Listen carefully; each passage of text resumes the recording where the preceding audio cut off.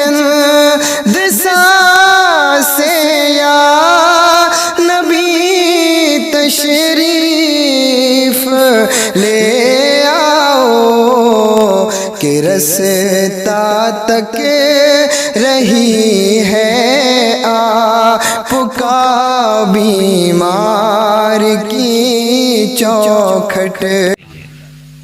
हम देखते हैं हमारी कौम में अगर जवान चारपाई पे बैठे हो, बड़े बूढ़े आ जाएं, कोई फर्क ही नहीं पड़ता, बस मोबाइल में उंगली रहती है।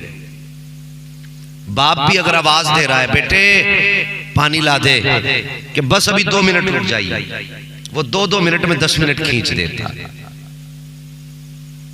हमारे अखलाक ऐसे हो गए कि हमारे माँ बाप हमें आवाज देते रहते हैं और हम सुनने को तैयार नहीं। जरा सोचा करो, अगर माँ आवाज दे तो एक बार कब्र के बारे में सोच लिया करो। अगर बाप आवाज दे तो सोचा करो ये मोबाइल बख्शिश का जरिया बनेगा या बाप बख्शिश का जरिया बनेगा। गौर किया करो इन बातों पर। माँ बाप आवाजें देते रहते हैं, हम मोबाइलों में वक्त गुजारते रहते हैं। कितने घरों की कहानी बड़ी अजीब है। इतनी अजीब कहानी है कि रात को आए, हमें इन मोबाइलों ने इतना बेगाना बना दिया। कल जब ये मोबाइल नहीं थे तो हम लोग जब घर में आते थे तो 4 बीच में जब बैठा करते थे, एक जगह पे 4 लोग। अगर एक भाई मुरादाबाद से आया, दूसरा संभल से आया, बुंदरकी से आया, अलग अलग ठिकानों से आते थे और हम बैठा करते थे, एक दूसरे के हाल पूछते थे। बता आज तेरा दिन कैसा गुजरा, आज तेरी शाम कैसी गुजरी, आज तू फला जगह गया था, काम हुआ कि नहीं। ये माहौल था जब मोबाइल न थे। लेकिन आज देखिए, अगर हॉस्पिटल में खैरियत पूछने भी जा रहा है तो सलाम करके सर झुका के बैठ जाता, मोबाइल हाथ में, सामने मरीज पड़ा है,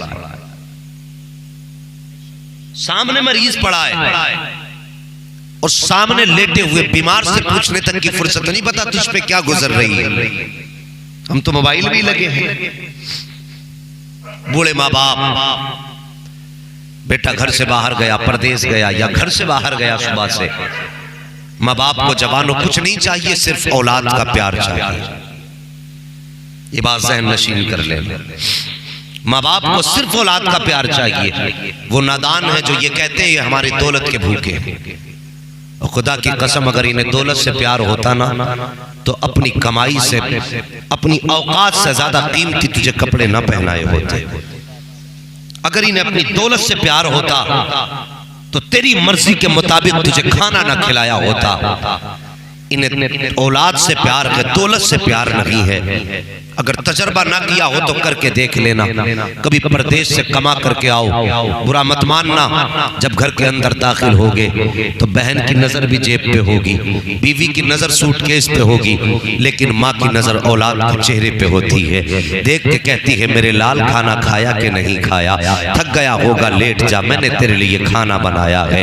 अगर माँ को पता होता है कि मेरे बेटे को बिरयानी पसंद है, तेरे आने से पहले माँ खाना तैयार कर रही है। अगर माँ को पता है कि मेरे बेटे को कौरमा पसंद है तो तेरे आने से पहले कौरमा तैयार हो रहा है। तेरी मर्जी के मुताबिक माँ खाना तैयार कर रही है। मैं पूछना चाहता हूँ साहिब, ये माँ है क्या तेरे घर की बावर्चन तो नहीं है? ये माँ है तेरे घर की नौकरानी तो नहीं है? ये माँ है तेरे घर की खादमा तो नहीं है? ये माँ है कोई तेरे हुक्म के नीचे चलने वाली तेरी कोई मातहत तो नहीं है? अल्लाह अकबर, ये माँ का जिगर होता है। तू परदेश से चल के आया है, माँ पहचान गई मेरा बेटा भूखा है। तू परदेश से चल के आया है, माँ ने कहा बेटे कमजोर हो गया है। बाप ने आके कहा बेटे तबीयत तो ठीक थी, कमजोर क्यों लग रहा है? ओ यार, ये वो है जिनको तेरी दौलत से मतलब नहीं होता है। ये वो है जिनको तुम्हारी कमाई से मतलब नहीं होता है। ये वो है जो तेरे सेहत से प्यार करते हैं, जो तेरी जिंदगी से प्यार करते हैं। ओ खुदा की कसम, ये तो तुझसे इतना प्यार करते हैं, अगर बुढ़ापे में कमर दर्द करती हो तो परवाह नहीं है,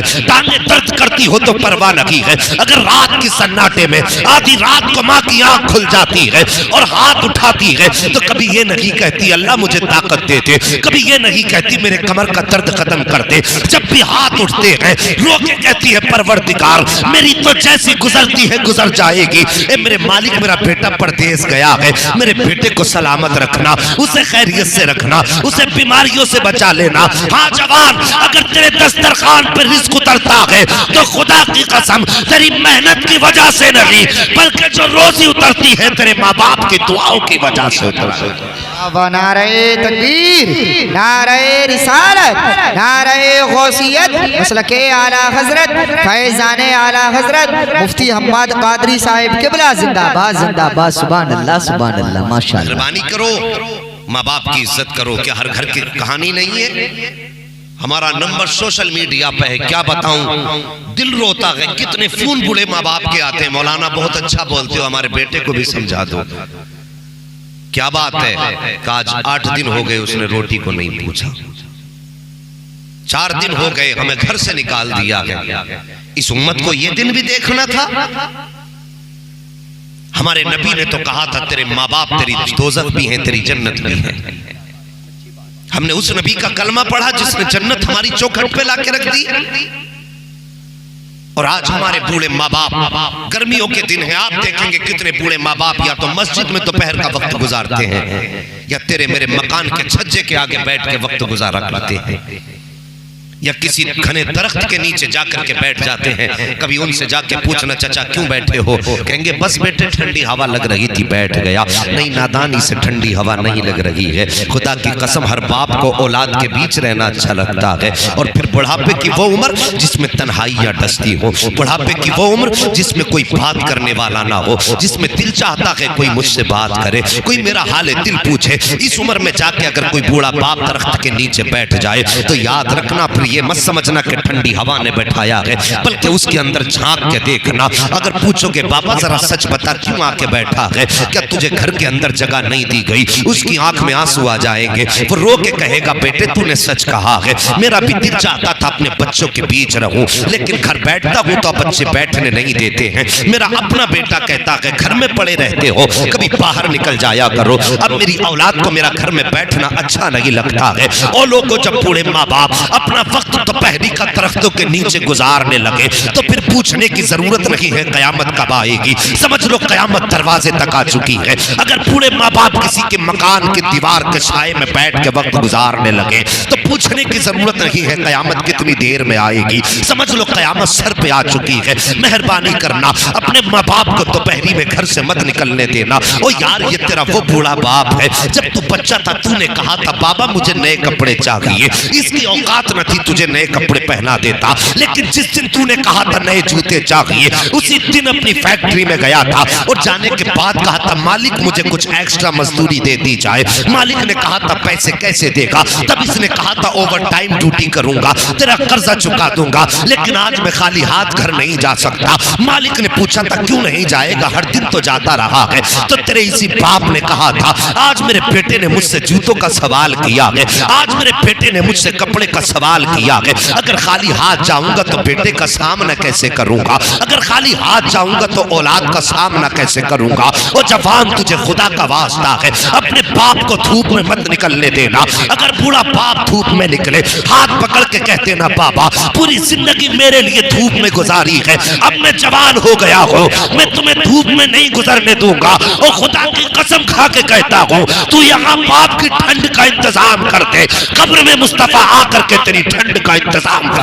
नारे तकबीर, नारे रिसालत, नारे गौसियत, मसलके आला हजरत, फैजाने आला हजरत मुफ्ती हम्माद रजा साहिब किबला कादरी जिंदाबाद जिंदाबाद। सुभान अल्लाह सुभान अल्लाह, माशाअल्लाह। अपने माँ बाप को घर के अंदर ठंड फराहम करनी है। माँ बाप के हाथ में पंखा दे दिया और अपने सर के ऊपर पंखा है। लाइट है तो लाइट से चल रहा, नहीं है तो इन्वर्टर से चल रहा, फिर वो भी नहीं है तो वो धूप वाली प्लेटें लाके लगा दी और तुझे